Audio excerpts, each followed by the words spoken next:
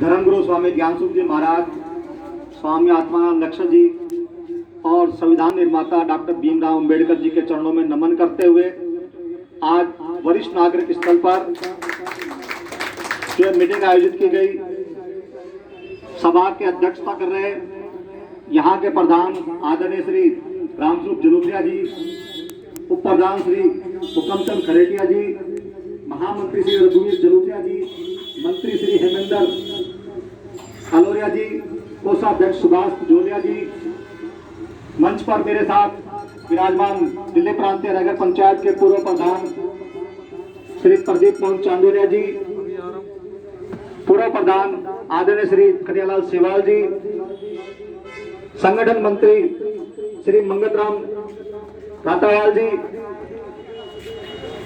महिला शक्ति में सत्संग मंडली की आदरणीय श्रीमती नथ्योदोई चांदोलिया और श्रीमती पार्वती मुंडोतिया जी जो मेरी बुआ जी हैं, जय मौर्या जी और जितने भी यहाँ पर सभी वरिष्ठ नागरिक को मेरा सबको नमन प्रणाम।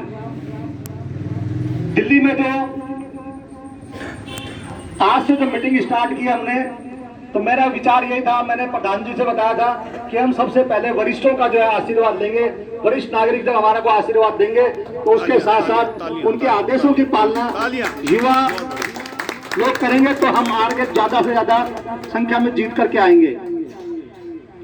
बहुत लोग मुझे यहाँ जानते हैं, मंगतराम जी को मालूम है कि जब मैं जवाहरलाल बैंक के अंदर था, ये आते थे वहां पर, तो मैं छोटा सा अपना परिचय बता दूं। मेरा नाम खूबराम सबलानिया, पिताजी का नाम श्री भूराराम सबलानिया, और मैं मादीपुर के अंदर D358 के अंदर रहता था। वहीं से मैंने पढ़ाई करी और state bank of Bikaner Jaipur के अंदर मैंने क्लर्क की नौकरी ज्वाइन की। 7 साल में बाड़मेर रहा, उसके बाद दिल्ली आया, तो मैं दिल्ली अपने घर के पास जवाहरलाल ब्रांच रही। मादीपुर के जितने लोग थे, जो हमारे जो गरीब भाई है, किसी को खाता खुलाने में दिक्कत आती थी, मेरे ख्याल से मादीपुर जिस ब्रांच में मैं था 5000 खाते मादीपुर के लोगों के मैंने खोले कि जो भी आता था कि साहब कहाँ धक्के खाएंगे, मैं कहा मेरे पास आ जाओ। और मेरा जो काम था वो तो मैं शाम को करता था, लेकिन पहले जितने भी लोग आते थे, बैठो चाय पियो और अपना काम कराओ। और उसके बाद फिर मैं लिबर्टी के पर रहा, मैं नागौर भी रहा, नावा के अंदर, वहां जहां जहां मैं रहा, गंगानगर भी रहा, और लास्ट में जा करके गंगानगर से स्टेट बैंक ऑफ बीकानेर शाखा प्रबंधक के पद से VRS ली थी, जो एक बैंक की स्कीम आई थी। मैं आप ज्यादा लोगों का समय इसलिए नहीं करता, लेकिन कुछ छोटी बातें हैं वो मैं आपको जरूर बताना चाहूंगा। महासभा के चुनाव हो रहे हैं, इसमें 34 पदाधिकारियों के चुनाव है, 10 पद है, अध्यक्ष वगैरह सब मिला करके। तो मैंने जो सोचा कि दिल्ली का जो है, मीरा कंवरियार भोलेलाल शास्त्री जी के बाद में दिल्ली का वर्चस्व खत्म हो गया, और आजकल जो लोग हैं, जब ओपन मेंबरशिप चालू कर दी तो लोगों ने मेंबर अपने अपने बना लिए, और अब महासभा में क्षेत्रवाद हावी होने लग गया। एक हमारे जो उम्मीदवार हैं, उन्होंने कहा मेरे तो शेखावटी जो है सीकर चूरू में ज्यादा मेंबर बना दिए, तो हम ही चुनाव लड़ लेते हैं। तो मैंने कहा ठीक है, जब आप क्षेत्रवाद करते हैं तो मेरा तो दिल्ली भी है और राजस्थान भी, मैं सारी जगह जानता हूं, तो मैं क्यों नहीं लड़ सकता। तो मैंने जो पदाधिकारी थे, मेरे पास बहुत लोगों के फोन आए कि साहब हमारे को चुनाव लड़वा ले, लेकिन मैंने कहा नहीं, मैं 7 छवि जो काम करने की, जैसे प्रधान जी हमारे सीवाल साहब ने बताया, कार्य क्षमता देखी।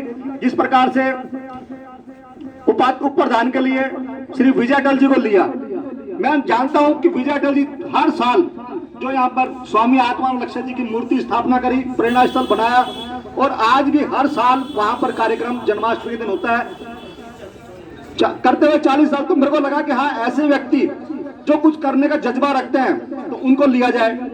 उसके बाद उप प्रधान पर चंद्रकांता सीवाल जी, जो निवर्तमान अभी क्या कहते हैं दिल्ली प्रांतीय नगर पंचायत की उप प्रधान रही है, तो मैं कहा महिला शक्ति भी हमारे साथ होना जरूरी है, और राष्ट्रीय कवित्री भी है, इनका भी क्या कहते हैं चूरू वगैरह में सब जगह इनका संपर्क है। प्रचार सचिव के लिए मैंने देखा कि दिल्ली के अंदर सबसे ज्यादा जो प्रचार कर सकते हैं, समाज की बात समाज तक पहुंचाने की, वो रविशंकर देवतवाल जी करते हैं। तो इनको मैंने यहाँ से हर आदमी जो मेरी टीम में है वो अलग अलग क्या कहते हैं अपने अपने क्षेत्र के अंदर वो है। आप जानते होंगे मदन लाल भागरीवाल जी जो यहाँ पर डिप्टी सेक्रेटरी थे, राष्ट्रपति भवन में भी रहे दिल्ली के अंदर, और वो जो है आजकल जयपुर रह रहे हैं। उनको महासचिव पर दुर्गा वर्मा, अगर किसी ने नाम सुना हो, मानव सेवा ट्रस्ट राजस्थान, जिसके अंदर वरिष्ठ नागरिकों का अभी 21 सितंबर को वरिष्ठ नागरिक दिवस होता है, पूरे दुनिया के अंदर वरिष्ठ नागरिक दिवस है, राष्ट्रीय वरिष्ठ नागरिक दिवस। उसके अंदर मुख्यमंत्री अशोक गहलोत जी को बुलाया, और ये बिल्कुल समाज सेवा के बहुत कार्य करती हैं। अगर आप देखोगे इनका तो इसलिए वो काम करने की क्षमता थी, इसलिए उनको महासचिव कर रहा है।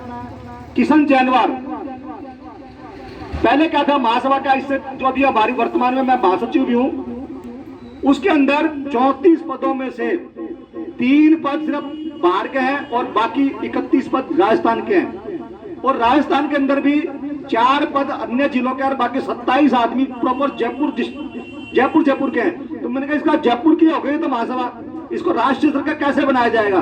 तो मैंने हर राज्यों से देखिए, जैसे नरेश भाई सोकरे है उप प्रधान के लिए, गुजरात से है, वो गुजरात से लड़वा रहे हैं। किशन जैनवार जो है वो मध्य प्रदेश से है, प्रचार अच्छा करते हैं, वो भी मध्य प्रदेश के अंदर।